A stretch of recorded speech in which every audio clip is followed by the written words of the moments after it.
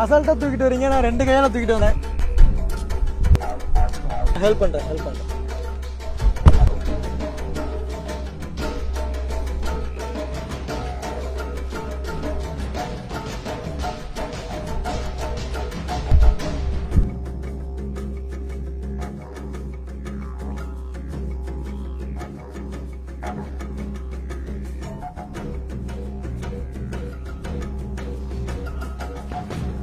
4 super இளநீ. தாத்தா பார்த்து இறங்கி வாங்க.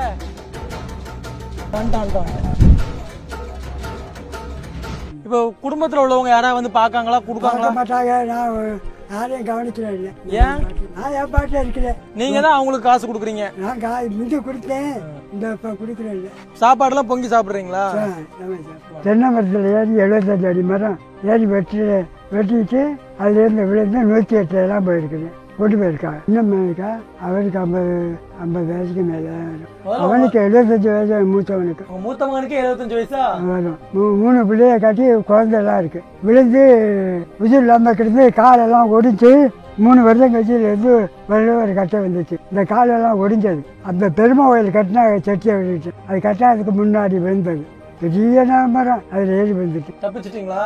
அப்போ ரங்கத்துக்கு முடி வச்சதுக்கு பிறகு முடிச்சு பார்த்தாங்க. பாம்பு வந்தாலும் அது பாட்டு போகுது. ஒரு நாள் பாம்பு வந்துச்சு, ஏன் வந்தான்னு திரும்பிட்டு போயிடுச்சு. நேற்று நீங்க கேட்டீங்களா? அதுட்ட பாட்டுக்கிட்டு வந்துச்சு, அந்த பாட்டு போயிடுச்சு. பாம்பெல்லாம் எனக்கு கிடைக்காது. நல்லா போய் சாமி மேலே கும்பிடுவேன். ஐயாவை நான் சின்ன வயசுலேருந்து பார்த்துக்கிட்டு இருக்கேன். சின்ன வயசுல அவரே மரம் ஏறி அவரே நொங்கு வெட்டி சைக்கிள் ஏற்றி தள்ளிட்டு கொண்டு வியாபாரம் பண்ணுவார். அப்பொழுதும் தெரியும் ஐயாவை. இன்னத்து வரைக்கும் அவர் மரம் ஏறி நொங்கு வெட்டி வைத்துட்டு தான் இருக்காரு, யாரும் பண்ணிட்டு இருக்காரு. எங்களுக்கே பக்கம் பெருமையாக இருக்குது, பொறாமையாகவும் இருக்குது. எங்களால் முடியல, இவர் பண்ணிட்டு இருக்காரு. ஐயா வந்து இல்லை பெரும்பாலும் எல்லாருமே கேட்பாங்க, இன்னும் ஏன் மரம் ஏறிட்டு இருக்கீங்க, வீட்டில் இருக்குன்னு கேட்பாங்க. அதெல்லாம் முடியாது, நான் உழைச்சி தான் வாழுவேன் அப்படி சொல்லுவார். உழைச்சி தான் சாப்பிடுவேன், யார்ட்டையும் காசு கேட்க மாட்டேன் அப்படிம்பாரு. அசால்ட்டா தூக்கிட்டு வரீங்க, நான் 2 கையால தூக்கிட்டு வந்தேன். ஹெல்ப் பண்றேன்.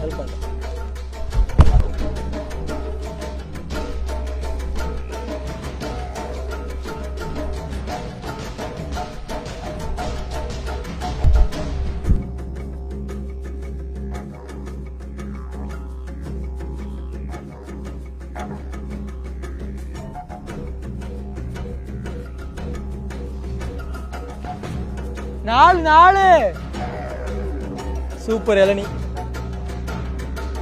தாத்தா பார்த்து இறங்கி வாங்க.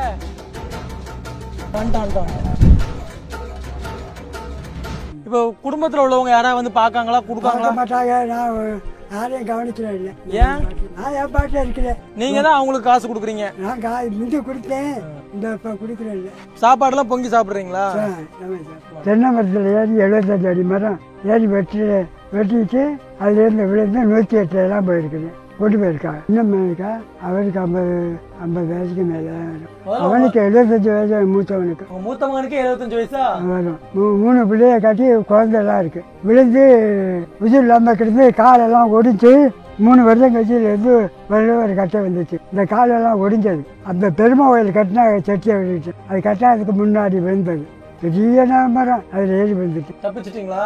அப்போ ரங்கத்துக்கு முடி வச்சதுக்கு பிறகு முடிச்சு பார்த்தாங்க. பாம்பு வந்தாலும் அது பாட்டு போகுது. ஒரு நாள் பாம்பு வந்துச்சு, ஏன் வந்தான்னு திரும்பிட்டு போயிடுச்சு. நேற்று நீங்க கேட்டீங்களா? அதுட்ட பாட்டுக்கிட்டு வந்துச்சு, அந்த பாட்டு போயிடுச்சு. பாம்பெல்லாம் எனக்கு கிடைக்காது. நல்லா போய் சாமி மேலே கும்பிடுவேன். ஐயாவை நான் சின்ன வயசுலேருந்து பார்த்துக்கிட்டு இருக்கேன். சின்ன வயசுல அவரே மரம் ஏறி அவரே நொங்கு வெட்டி சைக்கிள் ஏற்றி தள்ளிட்டு கொண்டு வியாபாரம் பண்ணுவார். அப்பொழுதும் தெரியும் ஐயாவை. இன்னத்து வரைக்கும் அவர் மரம் ஏறி நொங்கு வெட்டி வைத்துட்டு தான் இருக்காரு, யாரும் பண்ணிட்டு இருக்காரு. எங்களுக்கே பக்கம் பெருமையாக இருக்குது, பொறாமையாகவும் இருக்குது. எங்களால் முடியல, இவர் பண்ணிட்டு இருக்காரு. ஐயா வந்து இல்லை பெரும்பாலும் எல்லாருமே கேட்பாங்க, இன்னும் ஏன் மரம் ஏறிட்டு இருக்கீங்க, வீட்டில் இருக்குன்னு கேட்பாங்க. அதெல்லாம் முடியாது, நான் உழைச்சி தான் வாழுவேன் அப்படி சொல்லுவார். உழைச்சி தான் சாப்பிடுவேன், யார்ட்டையும் காசு கேட்க மாட்டேன் அப்படி.